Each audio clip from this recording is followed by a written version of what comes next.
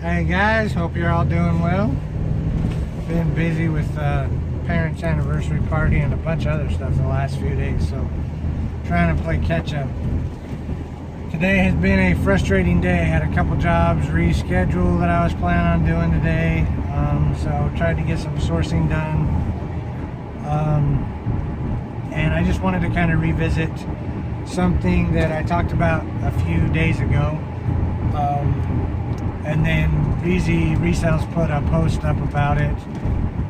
Something similar, not about the same thing, but something similar, and reminded me. So I just spent 20 minutes waiting for somebody to meet me to buy an iPhone that I'd negotiated a deal on online through OfferUp. And they show up, and the phone is nowhere near the condition that they're talking about, which there's money to be made on products in all conditions, but I only deal with, basically like new stuff, just because I don't want to deal with returns or anything like that. So I wasted a bunch of time, and I was headed to a job that transferred, they rescheduled for tomorrow, and that's kind of how I've been doing my sourcing.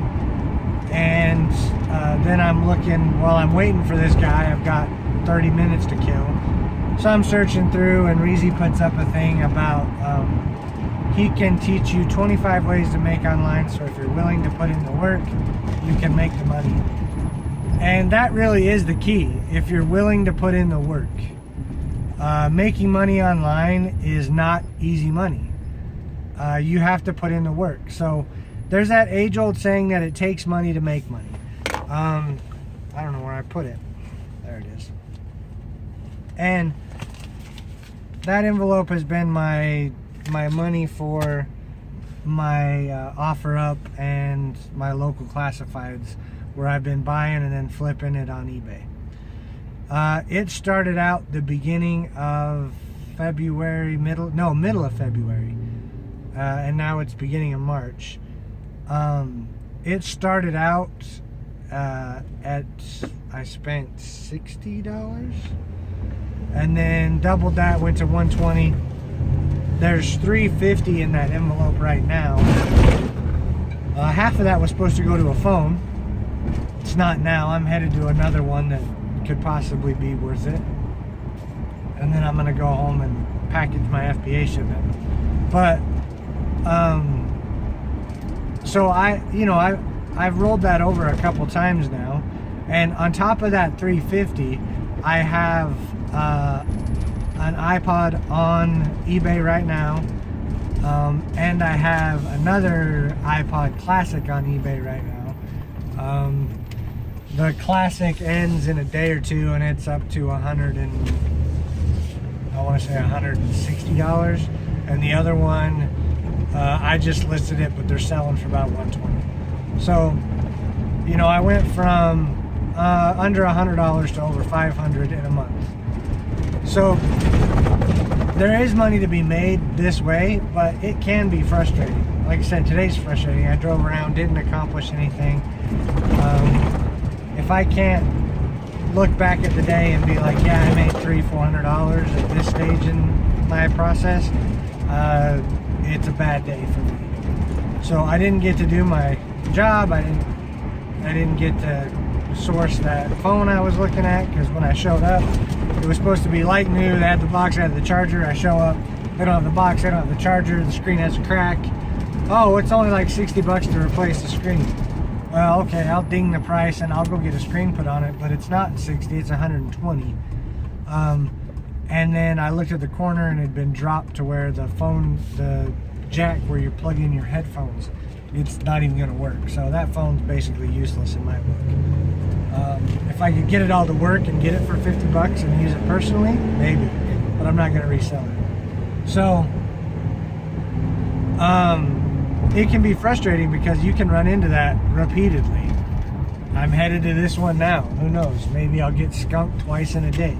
This is one that price is great, but no box, no charger. I gotta go plug it in, check the IMI, all that stuff. So I'm not trying to discourage anybody from doing this. the thing that I see it fitting into is if you are currently working a 9 to 5 and you've got a little bit of extra money and you want to start doing online sales, or you want to do something to make more money, you could do this as an end game to make more money. I know a lot of people that do, just buy and sell full time. I know a lot of people that have regular jobs and they buy and sell off and on, a couple deals a week. You can flip that money and then you can, take the family on a vacation, do whatever. My goal is to get to where I don't have, I have the mobile lifestyle where I can work from anywhere. And this is just part of getting to that. I'm trying to build up my capital in order to have more inventory. So that being said, I'm going to continue doing this, fitting it in where I can.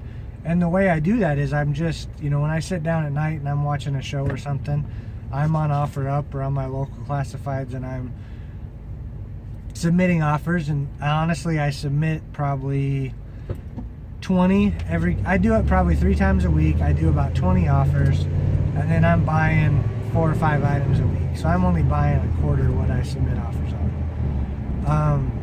And then I resell all of it, and that's what I do.